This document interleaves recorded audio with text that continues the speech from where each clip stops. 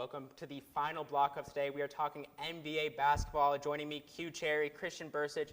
The NBA preseason started today, but we don't care about that. We're talking off-season, we're talking regular season. Let's start with that off-season. This off-season was one dominated by the restricted free agents. You know, a lot of them held teams hostage. I mean, looking at those deals, any of them you liked or disliked? I like Josh Giddey. I think Josh Giddey is deserving. He's out of the three you've listed, he's the most deserving out of those three. It'd be Josh Giddey, Cam Thomas, and Jonathan Kuminga.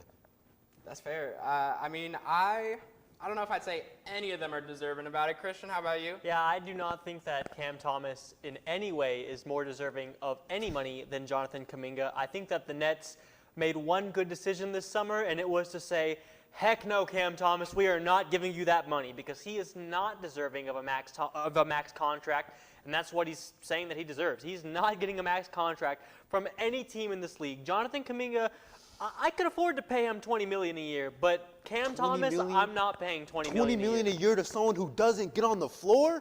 None of these guys should get on the floor. I mean, Cam Thomas and Kuminga, Cam Thomas, he can score the ball, but when it comes down to playoff basketball, I want to see him defend the ball one time ever. And speaking of that, Josh Giddey, you said that was a good deal. I'm an OKC Thunder fan. I can talk about Josh Giddey. Can't shoot the ball. He can't drive the ball. He can't play defense. What can he do? He can pass the ball, and that's it. That's cool on, like, the blacktop. You know, I'd draft him in a game 21 on the blacktop for sure, but he did not deserve a deal.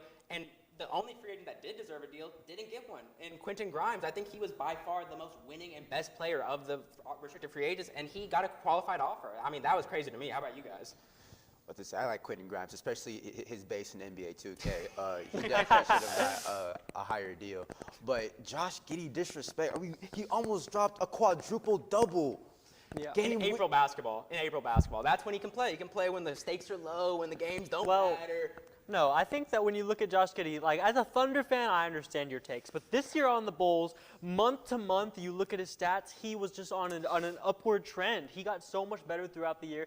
Ended the year shooting like, 33% from three? Like, that's below average still. But compared to his Thunder days when he was 29, 28, I mean, fair. We'll take it. And he was the primary ball handler for the Bulls. I think what it boils down to the most is Kobe White playing the point guard position is not much of a point guard. So they need a non-point guard position player that can run the offense like that, and Josh Giddey is perfect for that in Chicago. He's perfect for what they want to do, which is win 30 games. I mean, they want to continue making the play-in, and they are going to do that with Josh Giddey. The only diss I'll accept for Josh Giddey is how he does offense. I mean, he goes in circles 5 times, gets to a bucket. Reminds me of Pascal Siakam back in the day, Beyblade. I mean, you know what? Siakam just led his team to the finals, though, so maybe it works. Yeah, Eastern Conference MVP. That's what it is, right? Yeah, conference MVP. But looking past the free agency, looking at the trades, there were a lot of big ones this offseason, with Desmond Bane to the Magic being a big one. What were you guys' biggest trades and best trades of the offseason? Best trades, I'd say not the straight-up swap, but the swap for Cameron Johnson and MPJ. Yeah. You know, Denver gets someone who can still shoot the three and more of a pass, plays more defense, and is, I think, a better playmaker than Michael Porter Jr. I think everyone is. I mean, I think the only L that I think the Nets also get, like, a cool little W in the fight they'll get between the ball with Cam Thomas and MPJ. Got to see who can chuck up 20 shots the fastest. Yeah, that Nets team is one of the worst I've ever seen built. I mean, they drafted 5 point guards, and none of them can shoot this draft. I mean, just so terrible. But what about you? Any good moves? Yeah, I mean, back to the MPJ trade. That's why it's such a good trade for the Nets. If you're you can't put it out there publicly that you're tanking, but when you make trades like this, but you're like, oh well, it could go well. But we all know that's a tank fest move, if you ask me. But other trades, I think that although it might not be the best trade in terms of quality-wise, I really was a huge fan of Damian Lillard back to Portland. Now, again, not because of basketball reasons, but just because I love Damian Lillard as a player, and that it was clear from his comments to the media that he was unhappy in Milwaukee and that Portland was his home. So I'm glad that he'll get to go and hopefully finish his career. Hopefully they don't stab him in the back and trade him. But I would love to see Dame finish his career there. So I like that trade a lot. I'm getting PTSD flashbacks seeing Dame in the Blazers uniform with the Thunder fan, you know. But this has been an offseason of a lot of old guards going back to their stomping grounds. We saw Chris Paul also go back to L.A. What do you think of that move? I think that makes him a better team. CP's always been better with James Harden. They went to the Western Conference Finals last time they were together. I think this is a good trade.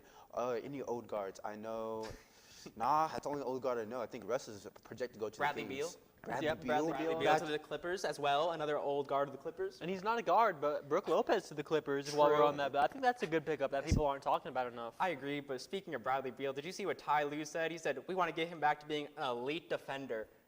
When? What Bradley When Beal, was what that? Bradley Beal were you watch? I don't know what they were talking about there, but I want to highlight a different Clippers trade because I think the 3-team trade they made where Miami got Norman Powell, they got John Collins, and Kevin Love and Slow-Mo went to Utah. I think that was a really good trade for Miami and the Clippers. I think John Collins gives them that athleticism and that boost they need for that older team. And I think Norman Powell had a really underrated season last year for the Clippers because of the Kawhi injury, the Paul George stuff. And Norman Powell was all-star level last year, and I think that Miami needs a guard like him. Yeah, I was honestly surprised to see them give away Norman Powell for not that expensive. I feel like John Collins has kind of been a player that his stock has gone down so quickly. I mean, in Atlanta a few years ago, we were talking about John Collins like he could be a great player. Now he's just getting traded around. And like you said, especially going back to Brook Lopez gives you the three-point shooting that Zubac doesn't, but he's a slow and he's an older big. John Collins is the perfect pair next to him. A quick young player can still fight for those rebounds a little bit better than Brook Lopez could. Brook Lopez, although 7 feet tall, he's exactly can't grab a board. Yes. So yeah, getting better in transition was a key for the Clippers because as we saw from their shirt that we can't say on air, the K acronym was know that we lost to Denver because we were bad in transition, which is a long acronym, but that's what it was. I mean, a lot of words. But let's go to a team that everyone likes, everyone cares about, the Mavericks. Oh. And not your team. The Hawks got better. They got Porzingis. Yeah, let's move on. The Mavericks, they didn't have that busy of an offseason, but they did make some moves. What did you like about their offseason? The only thing I liked about their offseason is their first overall pick. I mean, outside of that, okay. See, obviously, you have Max Christie. You got D'Angelo Russell. I guess he's going to be a serviceable guard for Kyrie Irving. But as someone who watched Lakers basketball, I'd rather not have to rely on D'Angelo Russell. Sure, he can give you 20 points a game, one game, and then stink it up the next 6. But you got D'Lo. Christian, you seem to disagree. You like the D'Lo pickup? Yes. So I'm a lifelong Lakers fan. D'Angelo Russell is probably my favorite player in the NBA. So let me just put that bias out there before I finish my take. But I think that D'Lo as a substitute for the injured Kyrie Irving is best case scenario for this team. And D'Lo was smart with his deal. He signed himself a 2-year deal, but the second year is a player option. So what I think is happening here is D'Lo is going to try to go back to that 2023 LA form, playing great off-ball starting point guard. When it went downhill for D'Lo is when the Lakers in 2024, they said, we want you to be a bench guy. We want you to be a corner shooter. We want you to be a defender. He's never been that. So he hasn't been playing to his strengths for the past few years, but it's because the teams that he's been on have asked him to not play to his strengths. They've asked him to do things. I think he'll be back to ball in his hands, averaging, like Hugh said, 18 to 20 points per game, putting up the shots that he wants. I think he could do it. Two Lakers fans disagreeing. I mean, Q, why do You not think watched D'Angelo Russell play NBA minutes, and he's one of your favorite players? No, he was an all-star. He looks so would cool. put up. Oh my! Can we not go back to the 2023 playoffs where he shot 0 times and he got more shots up after the game than in the game, and that's your favorite player? Again, whenever you're getting forced to sit in the left corner as a ball-dominant point guard, yeah, you're going to struggle. I think that it was a bad feat. Our coach, the Lakers coaches, I can't even name them all off the top. Darvin Ham, yes, Frank Vogel, they did not know how to coach D'Angelo Russell. These are both back-to-the-basket, defense-focused coaches. D'Angelo Russell was not the player to play in their systems. I think that he could do a lot better here in Dallas. We've seen him play successful before, so let's not act like D'Angelo Russell can't play productive basketball, okay? A controversial move there, but one that's a little more under the radar that I like a lot is Dante Exum. Some guard depth. I think Dante Exum has been and is one of the most underrated players in the NBA because he was a draft bust. Now he can shoot the ball. He can defend, he can drive the ball, he can do really anything, and I really like them re-signing him for really cheap. Yeah, But you mentioned Cooper Flag earlier as the only offseason move you like, and that's fair. Let's get some predictions. How's the rookie season going to go from both of you real quick? I mean, this is not clear-cut rookie of the year? I mean, I feel like this is the best first overall pick situation I've ever seen. You get a guard in Kyrie Irving who'll come back like late in the year. You get to play behind Anthony Davis, who was a top 5 player when he's on the floor.